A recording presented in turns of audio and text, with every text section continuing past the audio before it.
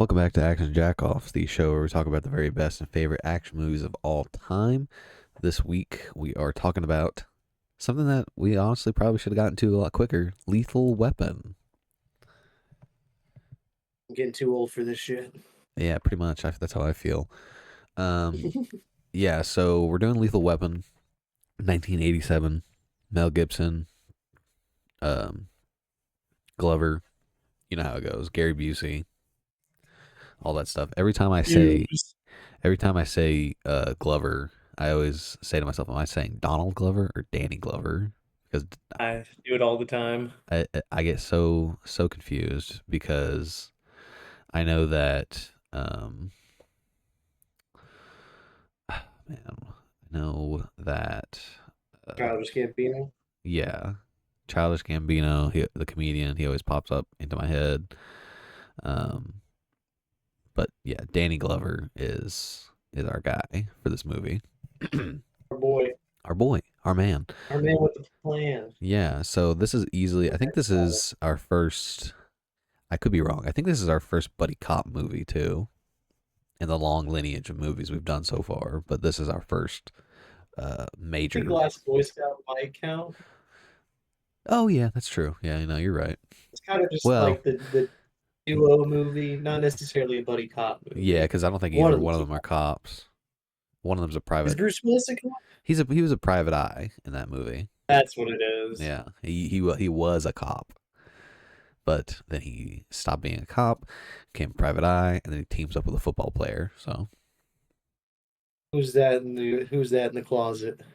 exactly, he uses those police skills. But here in this movie, it's two cops mismatched. They team up, and I think it's like it's not the progenitor of buddy cop movies. I think that's still 48 Hours with Nick Nolte and Eddie Murphy. Or at least that's the one that always comes to my mind because that was like 1981 or something like that. I think this is the definitive buddy cop movie, though. This is the definitive. I think this kind of trumps all other buddy cop movies, and this one kind of just like, and this one also just kind of like does something different for all these other movies. Like it makes their characters like I always look at this movie and I say to myself, what's something that's like unique about this movie in terms of what it does for its characters? I think it's a very character driven story in that you've got these characters. I think it's mimicked in the line that one of the side characters says, where he says, you know, it's the 80s and men are more emotional, which he's obviously telling you, he's obviously being an asshole. He's joking, but I think it's reflected somewhat in this movie's characters of Riggs and Murtaugh.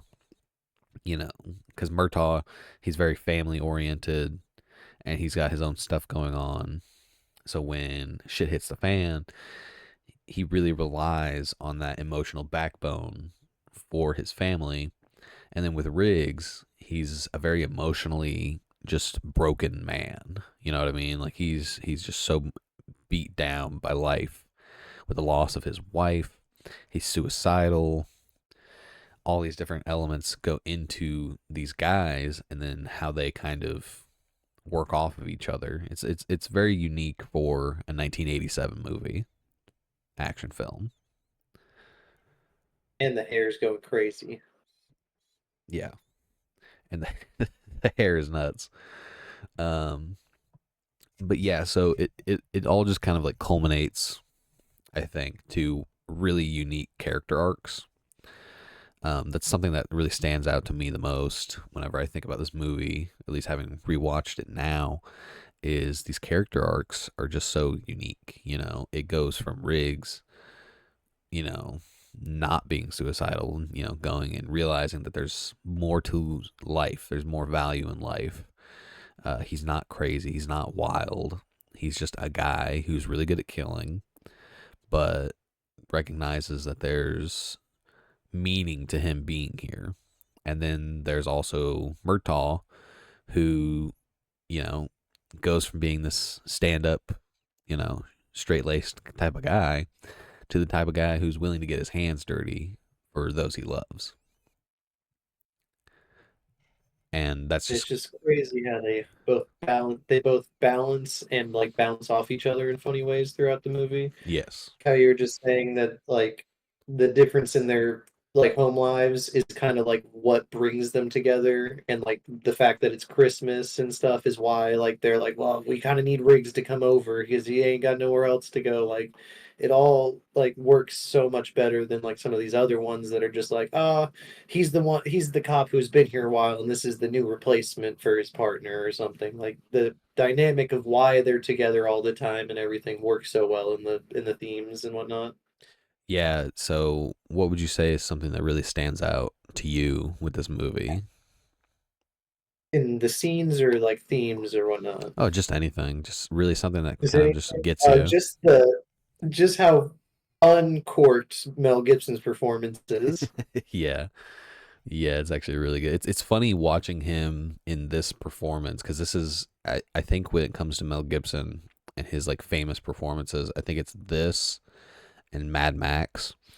And when we did Mad Max, one of the things that I think we commented on was just like how much of a backseat Mel Gibson's performance takes. Like he's such a subdued character in those movies, and then contrast it to his Lethal Weapon performances where he's this over the top character actor. It's really funny. Oh yeah, especially if you're like a like Braveheart or The Patriot, and then you you see those movies and like Yeah, his perform or even like Signs. It's all more emotionally reserved or like somebody trying not to cry or something. And then yeah, meanwhile, Riggs is over here just being like, "Oh, you got a Christmas tree? $100? It's a little steep." yeah. Real quick, I have to take a small break. I'll be right back. Just 1 second. Okay, sorry about that. I just had some business to attend to, but yeah, we're back. You were talking about Mel Gibson's performances before the break? Yeah, I was saying like if you saw his performance in like The Patriot or Braveheart or even in Signs where he's much more emotionally subdued, and then all of a sudden just Riggs is just like going crazy about all kinds of stuff throughout the movie. Yeah. Yeah, you think I'm crazy? Huh? You think I'm crazy?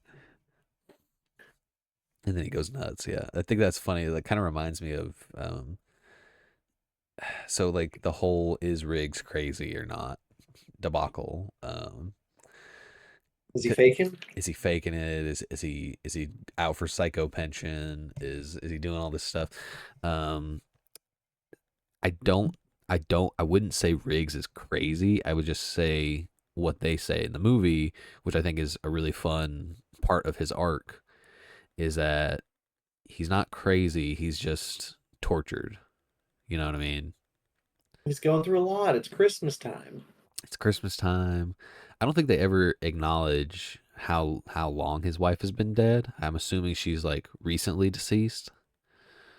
I would assume so. Yeah, because he's still feeling it really bad. Which I mean, if your spouse dies, I guess you could feel it for years after the fact, Forever. forever. So I wouldn't know. Something similar happened in real life, but I wouldn't understand the depth of that. But anyway, um, yeah. So what do you think is something that the movie does well, and then talk about something that the movie does not do very well? If you had to say something that whether it's something that ages really well or ages not very well, what do you think is something that stands out as like a really good element of the movie first? I would say that the pacing of the action and stuff ages really well. The the dynamic between the two leads is really fun and keeps the movie like more lighthearted, even though we're dealing with super dark elements a lot of the time. Whenever they're separate, it's more apparent. Yeah. The only thing I don't like about this film versus some of the other ones is that it's not nearly as funny as I remember, Right. Right. There's which not is more because of the sequels than anything. yeah, there's not as many snappy jokes or funny one-liners or anything like that. There's still funny parts, but it's Yeah. not like the other ones have straight up jokes in them. Yeah. Facts. And Joe Pesci and But stuff like Gary that. Busey being a psychopath, awesome. Yeah. Yeah. Facts. If I had to say something that works really well. Like, you already mentioned the action. The action is really good. Um, and the chemistry between our two leads is really good. I find it fascinating that when they were doing the casting process for this movie, one of the things that just worked really well from the get is Mel Gibson and Danny Glover's chemistry. Like within 2 hours, apparently their chemistry was on fire in the first reading of the script, and I I just just love to see it. that's translated so well into screen. Um, something that something that doesn't work that well. Here's another thing that I thought worked really well, and that's I like how this is the mystery kind of like works itself into the main plot in a certain aspect, in a certain way that is typical of these like buddy cop detective movies where something kind of inauspicious happens, and then it doesn't relate to the main plot right away, but then on further investigation, oh, suddenly it is the main plot. All of a sudden we are here, the main criminals and such and such. And I kind of liked how it started off with this woman who died. It turns out it's the daughter of Murtaugh's like friend that he knew from Vietnam, and then they keep investigating and investigating, and they eventually find out. They uncover the whole heroin scheme, the whole heroin ordeal with the bad guys and Gary Busey and General McAllister. I forget the actor's name in the movie, but the guy that plays General McAllister, and just like the whole Shadow Corp thing. It's just very interesting. Something that did not work very well for me. This is just a minor nitpick, I think, but because usually this movie it works really well for me for the most part. But this one thing is kind of a minor nitpick, and that's for the Shadow Corp guys that are supposed to be like these elite killers. They seem to do things in the most over the top way, in the most ridiculously over the top way. Like, they kill uh, Amanda Hunsaker via paying off another prostitute to push her off of a balcony. So she jumped off the balcony and she was poisoned. But I figured they could have done something else to, kind of reel that in before it gets too over the top. That one you cannot blame on them, sure. But then it gets to the point where they're at the memorial for Amanda Hunsaker, and then Gary Busey's character Joshua shows up on the helicopter and just starts blasting away. And it's like, dude, come on. You're supposed to be an elite killer, and here you are on a effing helicopter firing into a crowd of people. And it's like, can you not be a little bit more subtle? Was there not some other way you could go about this? Um, and it's just like more of that throughout the film, where you're just like, man, these guys are supposed to be like these killers uh, and special forces type dudes, and they're doing things in the most over the top, ridiculous fashion. That was just like a small nitpick I had, not something that particularly breaks the immersion of the film for me, but it was just kind of like, what are we doing here, guys? Love to see it. Love to see it. It's back when we used to make things in this country, you know? Yeah, yeah, pretty much. Um, so with that being said, what do you think is something about this movie that you would have liked to see more of? Uh, I mean, we got the sequels, but I really wanted just more moments where they're just sitting in the car together. Yes. That's Yeah. just that's all I want, which was why there is so many of them and why the series continued and whatnot, because people just wanted more of that. But like every time that they're interacting early on, like even when he's like, "I pulled your file, assassinations and stuff," I Yeah. was like, "What the?" But like even that scene, I'm just like, I love seeing them together. I guess But I guess we're gonna have to register also, you as a whatever lethal weapon. Riggs, lethal weapon. Roll credits. Yeah. Uh, but Sorry, like, go ahead. you- I just love when Riggs is going crazy as well.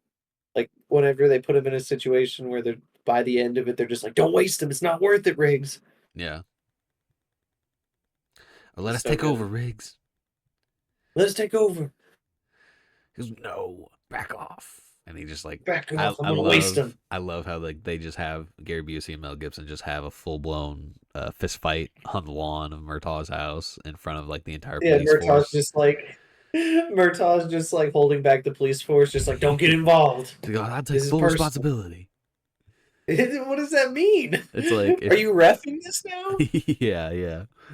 Yeah, he's like nobody touch him. All right, nobody touch him. Let him just have it out. Let him have it out. We're having special ops and a crazy police officer who need to have this fight in my yard, and they just are straight up having a UFC fight. Yeah, pretty much. Oh man, that reminds me. So I was looking up. I was doing obviously I was doing my internet research as I do for a lot of these movies, and something that kind of came up. You know, we talk about the action and the The action Jack-0ffs. choreography was done by three guys. I'll try to remember their names.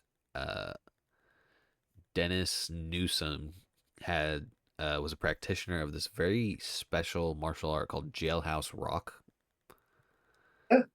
and apparently it is a African American originated martial art that apparently goes back to like the 17th or 18th century and is specifically designed to help fight in close quarters combat, like a prison cell. And it's basically just based on what I read. I found this very fascinating. It's basically Krav Maga, but for a Western environment. Insane. Yeah, I've never heard about it before, but apparently that was like one of the main martial arts. Of the three martial arts that were used in the movie's choreography, that was one of them. It's Yeah, and then it's one of the like most interesting fight scenes in a movie because it's like it doesn't have a lot of that smash cutting or as much of it. yeah, I mean, it started with it, and it was kind of like I was like, oh man, this whole fight scene is gonna look like shit. But then it kind of like went back to more like traditional fight styles, fight camera quality. So you could actually like see what's happening. You know, we weren't Batman beginning up in here. Um, so and It's then not Underworld. yeah, and then the second one, I forget the guy's name, who's Adam something choreographer, but he taught the guys capoeira. Oh, some dance fighting. Yeah, so I guess that's like where they got a lot of the kicks and stuff like that, which I found fascinating. I was like, we're really capoeira. That just goes to show you this is like 1987 pre UFC MMA type shit before we like found out like what shit was like the most effective, and it was just like this amalgamation of shit. That being said, the third martial art that was taught, you probably already picked up on this, was Brazilian Jiu Jitsu, Uh-huh. taught It's by like they had to because there's a triangle in that's there. how he wins the fight. It's such he wins by triangle Uh-huh. choke via triangle choke. Way before we had UFC one for Yeah, the rest of the world. It's like, oh, it actually works. and what's funny is that that Brazilian Jiu Jitsu was taught by one of the Gracies, It makes sense. Horion Gracie. Must be one of the uncles or granddads. It must be. Um, yeah, just like one of the guys ahead of Hoist Gracie, who would go on. For those listening not in the loop. Hoist Gracie was the guy that went on to The first win UFC the champion. first UFC championship in 1993, 6 years after this movie's release. Just something Love to to think see it. about. Just something fun. Just a little something. Just a little something for y'all. Just a little sprinkle in there. Just have fun with it. Um, do you think if you had to pick, are you picking Lethal Weapon or Mad Max for Mel Gibson performances? Is it even a If we're question? talking if we're talking action movies, it's definitely Lethal Weapon, but it's always been Signs for me. Oh my god, you're so I don't know. lame. I just love Signs so much. It's one of those Signs. it's a huge it's a huge movie that I watched so much when I was a kid. It's just there. Okay, I'll accept But your like I also nostalgia. really like his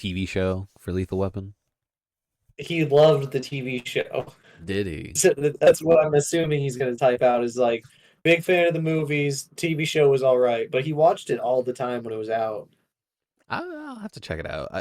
From what I remember, the guy that played Riggs in the TV show was kind of full of Yeah, himself, and he got canceled and then replaced for the last season or something. something like that, or they just canceled the show. I don't know if they replaced him.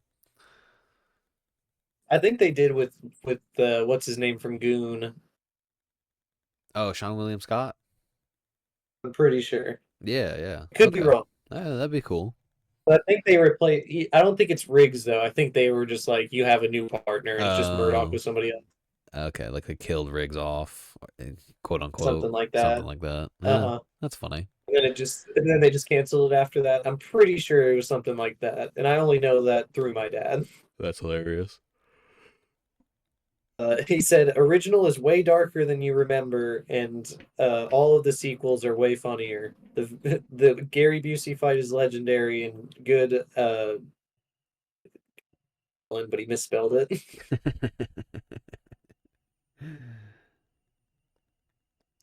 Well, it's funny to me. Um, One of the things I find funny about this movie is that it was directed by Richard Donner, Guy, the guy, and I always say to Superman, myself, I'm like, this guy directed Superman, like and one of the Goonies. and the Goonies, like it's so interesting that he directs like this hardcore action film that just doesn't seem like it's within his wheelhouse. But that just goes to show what a talented director he was. I mean, the guy kills it in this film. I mean, he has a huge career if you look down his IMDb. Oh Like yeah. he got episodes of The Twilight Zone, Oh yeah. episodes of The Fugitive, Jericho. This, Yeah, he was a big deal. I just always find it uh, fascinating when I'm like, oh, here's Superman, here's Goonies, and then here's oh, and Lethal then Weapon and The Omen. and the Omen. Oh yeah, that's a big one where I'm just like, dude, what the hell? Yeah, Tales from the Crypt. Yep, yep. Oh, Scrooge. That's terrible. Scrooge sucks. But it makes sense that it was directed by Richard. That's what I'm saying. Like that makes sense. It was Yeah. directed by Richard Donner. Uh-huh. Yeah, Uh, but then he directed four Lethal Weapon movies in the middle of his career, so that's pretty cool. that is cool. Um, Other behind the scenes uh players that kind of make this movie what it is that I find fascinating. Um, We're talking about Shane Black. we're talking about Shane Black, who, as we know, was famously acting in the Predator movie while he was still working on making Lethal Weapon. Because Lethal Weapon and Predator came out the same year, but Predator released first, I believe, and then Lethal Weapon came out shortly after that. What a time to be alive. Yeah, I know, right? Get Predator and Lethal Weapon in the Out in same year. theaters. That's crazy. That is nuts. And Star Wars has been out for almost 10 years at this point. Still playing in select theaters. Exactly. Yeah. That's what's so funny about like if you look at like how movie theaters operated back then, like a movie could just sit in the theaters for like 13, like Lethal Weapon was in the theaters for 13 weeks. Yeah, they And could just sit there and it was it forever. was And then they would have re-releases the next year oh just yeah. because. Oh yeah. And it was consistently like one of the highest grossing movies for those 13 weeks. I mean, it could have been in theaters longer than that. I'm just saying for 13 weeks it was like ranked in the top 5 highest grossing movies. And it beat Like I said, out we used to be something yeah, exactly. And it beat out other popular movies like Platoon. crazy. Yeah, it's just nuts. Yeah, but Oliver Stone. yeah, but other than Platoon, it really didn't have anything to compete with. But this was a highly successful movie, and it makes sense why it spawned like 3 sequels and a TV show. Is popular. Yeah. Um. It's Also, huge. also another player behind the scenes we had to briefly mention because you can't talk about one of those movies this guy's produced without bringing up Joel Silver. Oh, he's back? He's back. He's back again. This guy, we've said it before, we'll say it again. He just had his finger on the pulse. He put his money where it mattered. Had his finger in a lot of pies. How many is this now? We need to run. What's the Joel Silver count? I'm pulling it up. We're doing it right now. We have to. Joel Silver, American producer. I think we've done this before, but we're doing it We again. just need to have it. We need to have it written down somewhere. I think what we're gonna do is like I'll go through it right now, but I think one thing that would be funny to do is like whenever we do the Jackies, Uh, then we got to do yeah, whenever we do the Jackies, it's got to be like who is the biggest behind the scenes player, like I throughout, mean, and then it's the obvious one. we would select Joel Silver as the It just guy. has to be Yeah. Let's see just the here. Joel Silver Award. All right, let's go back to the beginning of things. So 1979, he was an associate producer on The Warriors. So that's a big one. 1982, he's a producer of 48 Hours, a movie I talk about every once in a while. 1985, he's a producer on Weird Science. Commando. 1987, we go to Lethal Weapon. Predator. It says here Predator came out after Lethal Weapon, so that's interesting. 1988, Action Jackson, another movie I'm trying to get on the podcast. Die Hard, the same year. 1989, you have Roadhouse, Lethal Weapon 2. 1990, you go Die Hard 2. 1990 again, we have Predator 2. 1991, you have Hudson Hawk, The Last Boy Scout. 92, you have Lethal Weapon 3. 93, you have Demolition Man. So already he's covered like half the movies we've done on the podcast. Wild. This Yeah, guy. He just loved action. yeah. He's done some Tales from the Crypt episodes. Let's see here. Lethal Weapon 4 in 98. 1999, he did The Matrix. Romeo Must Die in 2000. He did the Dungeons and Dragons movie from 2000. Swordfish in 2001. 13 Ghosts. The Matrix I Revisited. love 13 Ghosts. Yeah, he's done 13 Ghosts. Let's see here. Ghost Ship. He did the Animatrix. 2003. Let's see here. The Matrix Reloaded, 2003. He's done a lot of Matrix stuff. Wow. He's pretty much done everything Matrix related. The Matrix Revolutions in 2003. He really, yeah, he was up there. He was Yeah. making so much money off these. Yeah. V for Vendetta in 2005. I like that one a lot too. That's a good one. That's a great one. Yeah. Fred Claus in 2007. Starring Vince Vaughn. just All right, now we're getting to the bad stuff. just thought I'd throw that one out there. He's Red done Claws. Ninja Assassin in 2009. It's a good movie. The Sherlock Holmes film starring Robert Downey Jr. in 2009 to 2011. So that's a big project he did. And then El Gringo 2012 starring our boy Scott Adkins. Sylvester Stallone movie Bullet to the Head in 2012. That was kind of like Sylvester Stallone's big return to action movies. The Nice Guys in 2016. And then finally Roadhouse in 2024. Ugh. Yeah. And then Yeah, he lost it. his upcoming projects include Sherlock Holmes 3, Roadhouse 2, and Ben 10 The Whole New World. Well, you're the guy. Which one's that? It seems like there's a new Ben 10 movie in production. Oh, and our boy Joel Silver's the guy? He's one of the producers of it. That's crazy. That is crazy. I gotta It's give gonna him. be like, you think it's gonna be like that Out of Time one? I'm not sure. It says a feature film based on the TV show centered on Ben Tennyson, a boy who can transform into 10 different alien creatures with the help of a device called the Omnitrix. And that's it. That's all the information we've got. But yeah, that's it. Crazy. Joel Silver. He wins the Jackie. Real quick, gotta say hi to Marv. What up, Marv? Marv again. Yeah. I saw you were in the chat, but I didn't have a chance to stop and say hi. Anyway, um, final thoughts on Lethal Weapon? Just a good one. Just a good one. Can't get any better than that. Classic. Just, Classic. I'm getting too old for this shit, and Is it's that just the way it goes. is I'm too old for this? Probably like one of the most iconic one-liners of all time. I think so. It's one of those that anyone can use at any time. Yes, it's universal. It's universal. It doesn't even like most people, I'm sure, don't even know what it's from. It's one It, of those. it's just something that transcends the movie it's from. It's so cool.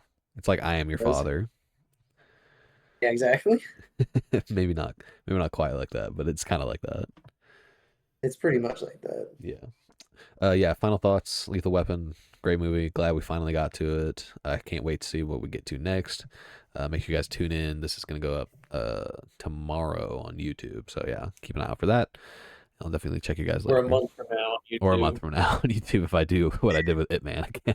It was so stupid. It was so dumb. All right, that's gonna be it from us, guys. Bye. But